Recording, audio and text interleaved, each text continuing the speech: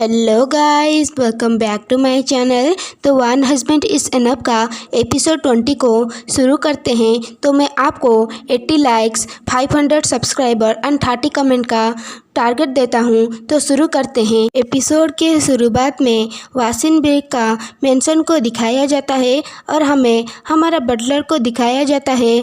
Buttler बोलता है, your grace, आप बहुत जल्दी डार्कलैंड मेंशन से आ गए, सिर्फ 1 घंटा हुआ है। और हमारा ड्यूक बटलर को इग्नोर करता है और एक कमरे में आकर दरवाज़ा बंद कर देता है और सोचता है, मैं ये क्या कर रहा था। मैं बस एंट्रेंस पर खड़ा रहा और वापस चला आया क्योंकि कोई गार्ड नहीं था। पर जब मैं गेट पर पहुंचा, मुझे कुछ अजीब फील हुआ। अगर मैं उस वुमेन को एक और बार देख लूं तो मैं एक ऐसा आदमी बन जाऊंगा जिसको मैं खुद भी पहचान नहीं पाऊंगा। सीन शिफ्ट होता है डार्कलैंड मैंशन में और क्रोसेटा सो रही होती है और वो अपनी आंखें खोलती है।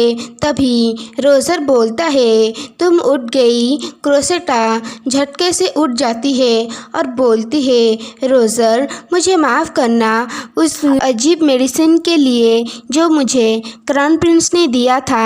क्या तुम अभी अच्छा फील कर रही हो? क्या कुछ अजीब साइड इफ़ेक्ट हो रहे हैं तुम्हें? और रोजर बोलता है, मैं ठीक हूँ लेडी ग्रेटानी। और क्रोसेटा सोचती है, वो ऐसा दिख रहा है जैसे कि वो पूरी रात नहीं सोया है। तभी रोजर क्रोसेटा के सामने घुटने में आ जाता है और क्रोसेटा बोलती है, रोजर, एक बीमार इंसान ज़मीन पर नहीं बैठता है। और रोजर बोलता है, मैं ऐसा क्या करूं जिससे तुम मेरे से थक नहीं जाओगी। गाइस, ये सच में बहुत ही स्वीट है। और क्रोसेटा बोलती है, क्या तुम्हारा क्या मतलब है? और रोजर बोलता है, आप मेरे मदद करो ताकि मैं अपनी कमियों को ठीक कर सकूं। मैं कैसे इम्प्रूव करूं, मैं कैसा इंसान बनूं ताकि तुम मेरे पास रहोगी। क्राउन प्रिंस के पास जाने के बदले तुमने बोला था तुम्हें पियर इंसान पसंद है जो हर बात मानते हैं। ऐसा है तो मैं मेरा बॉडी को हमेशा ही पियर रखूँगा। Guys, he is so sweet like sugar. Continue करते हैं। तभी क्रोसेटा बोलती है, रुको, क्या तुमने सारी बात सुन ली थी कल रात की? मैंने सोचा तुम सो रहे हो। और वो याद करती है कैसे वो परवर्ट होने की एक्टिंग कर रही थी। और रोजर बोलता है, वो मेडिसिन के वजह से मैं सोया हुआ दिख रहा था पर मैं होश में था तब। और क्रोसेटा तो पत्थर ही बन जाती है और बोलती है, क्या? और गुस्सा करके सोच रही होती है वो झूठा क्राउन प्रिंस। और वो बोलती है, मेरा कोई परभट बातें बोलने का इरादा नहीं था।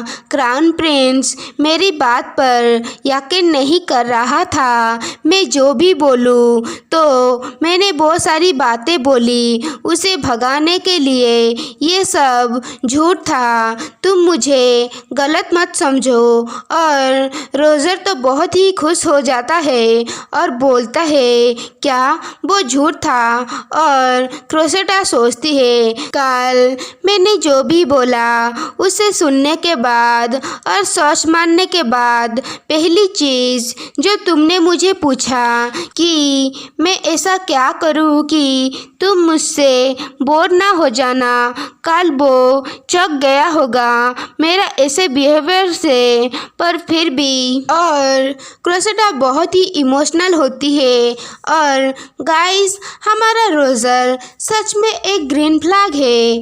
और रोजर हंसते हुए बोलता है, मुझे माफ़ करना तुम्हें चौंकाने के लिए लेडी ग्रेटानी। मुझे पता नहीं था आप एक बहुत ही अच्छे एक्टर हो। और वो बहुत ही खुश होता है और क्रोसेटा उसे हक कर लेता है। रोजर शर्मा कर बोलता है लेडी ग्रेटानी, और क्रोसेटा बोलती है शुक्रिया रोजर, मैं कभी भी वो अजीब और उस डरावने क्राउन प्रिंस के पास नहीं जाऊंगी, तुम चिंता मत करो। और रोजर बोलता है हाँ ठीक है, और मैं तुम्हें प्रोटेक्ट करूँगा क्राउन प्रिंस से, और मैं गॉड की कसम भी खाऊंगा। और क्रोसेटा बोलती है नहीं, एक और कसम मत खाओ, तुम्हारे कसम बहुत ही भारी होते हैं, पर उसकी बजाय हम दोनों एक दूसरे को प्रॉमिस कर सकते हैं हम एक दूसरे के साथ हमेशा रहेंगे। और रोजर स्माइल करते हुए बोलता है हाँ ठीक है तो, और वो प्रॉमिस करते हैं। सीन शिफ्ट होता है, क्रोसेटा घूम रही होती है और बोलती है आज काफ़ी गर्मी है, और ये दुनिया क्या हमेशा से इतना सुंदर और पीसफुल था क्या। और वो खाना खाती हुई सोचती है उन्होंने मुझे बहुत ही अच्छा खाना और डिज़र्ट भी दिया खाने के लिए, और ये मेंशन का पीसफुल और शांत है और कुछ भी मुझे परेशानी नहीं देगा, पर मैं ज़्यादा लोगों से नहीं मिल पा रहा हूँ, ये थोड़ा अजीब है, पर ऐसा जीना इतना भी बुरा नहीं है। आखिरी में मेरे पास कोई तो है जो मेरे साथ है, मैंने उसे आज दिन भर नहीं देखा है, वो शायद बहुत ही बिजी है, क्या मैं उससे मिलने उसके कमरे में जाऊं, शायद हम दोनों एक साथ चाय भी पी सकते हैं। तभी पीछे से रोजर का मदर बोलता है मेरी बेटी, और क्रोसेटा चौंकते हुए बोलती है लेडी डार्कलेट आपने मुझे डरा दिया, आप बस कहीं से आ गई। और उसका मदर क्रोसेटा को पकड़कर बोलता है वो आदमी कौन था, क्या तुम उससे शादी करने वाली हो। और क्रोसेटा बोलती है तुम्हारा क्या मतलब है, और तुम ये क्यों पूछ रही हो। और उसका मदर बोलता है बहुत डरावने वॉइस में क्या तुम उससे शादी करने वाली हो और मुझे छोड़कर चली जाओगी, क्या तुम भी मुझे छोड़ दोगी। और वो क्रोसेटा के ऊपर कुछ ज़्यादा ही दबाव डालकर बोलता है मैं तुम्हें कुछ पूछ रही हूँ, क्या तुम भी मुझे छोड़ दोगी जैसे कि तुम्हारे पिता और छोटे भाई ने किया। और क्रोसेटा उनके हाथ को झटक कर बोलता है रुक जाओ प्लीज़। और लेडी डार्कलेट बोलती हैं मेरी बेटी अपनी प्यारी मदर के पास आओ। और वो सोचती है ये रोजर का मदर क्या मेरे चार्म से इफ़ेक्ट हो गए, पर ये बहुत ही अचानक है, मुझे यहाँ से भागना होगा। और उसकी मदर उसका पीछा करने लगता है, पर वो गिर जाते हैं और बोलते हैं मेरे पैर में मोच आ गई मेरी बेटी। और क्रोसेटा ये सुनती है पर भागते हुए बोलती है मुझे माफ़ करना, आई एम सो सॉरी। और वो छुपते हुए सोचती है यहाँ पर अभी के लिए मैं छुप जाती हूँ जब तक लेडी डार्कलेट यहाँ से चले नहीं जाते। अगर मैं अभी उनके पास जाऊँगी तो उनका हालत ज़्यादा ख़राब हो जाएगा।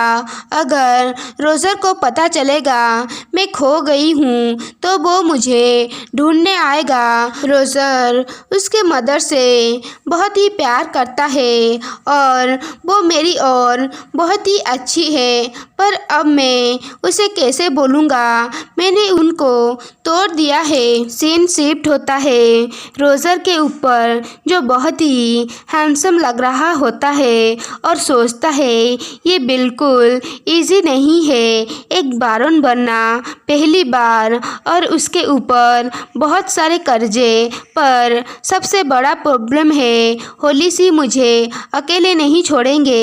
होली नाइट के हेड के हिसाब से से बहुत सारी पाबंदी है और वो सारे प्रीस्ट बोल रहे थे इतने सारे पनिशमेंट के बाद तुम अपना इरादा नहीं चेंज करोगे ना, हम इसे एक ब्रेक की तरह लेते हैं, हम आपको वक्त देते हैं, आप इसके बारे में सोचो सर रोज़र। और रोज़र सोचते हुए बोलता है इसमें सोचने की बात क्या है, मैंने अपना इरादा बना लिया है, मैं बारन डार्कलेट का टाइटल लूँगा। रोज़र खड़ा हुआ होता है तभी पीछे से कोई रोज़र के ऊपर वार करता है उसे मारने के लिए। ये कौन है और हमारा रोज़र को क्यों मारना चाहता है, हम इसे नेक्स्ट एपिसोड में जानेंगे। आज के लिए इतना ही। और हाँ, आप सब लाइक सब्सक्राइब एंड कमेंट का टारगेट पूरा कर देना। तो ठीक है, मिलते हैं अगले एपिसोड में। टाटा।